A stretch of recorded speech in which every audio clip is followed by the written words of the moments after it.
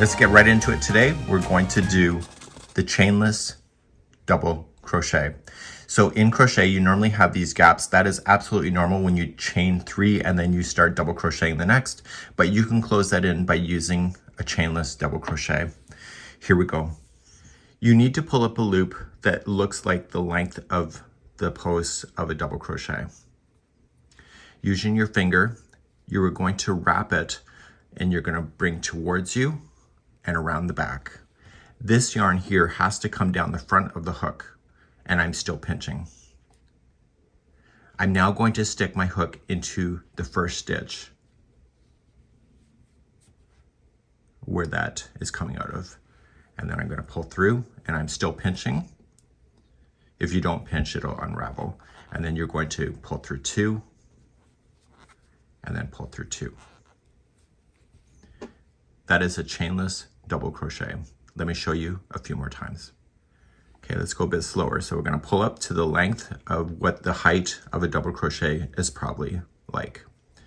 Use your finger and pinch hard down on there.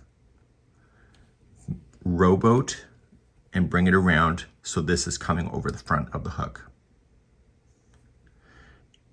Go for the first stitch where that is coming out of. Pull through 2, and once you pull through that 2, you can pretty much let that go and pull through the final 2. Let's show you again. Okay, here we go. We're going to pull up a loop. That's the height of a double crochet. Pinch, rowboat towards you so that this is coming down the front. You should see a gapping space. Going into the first stitch, pull through.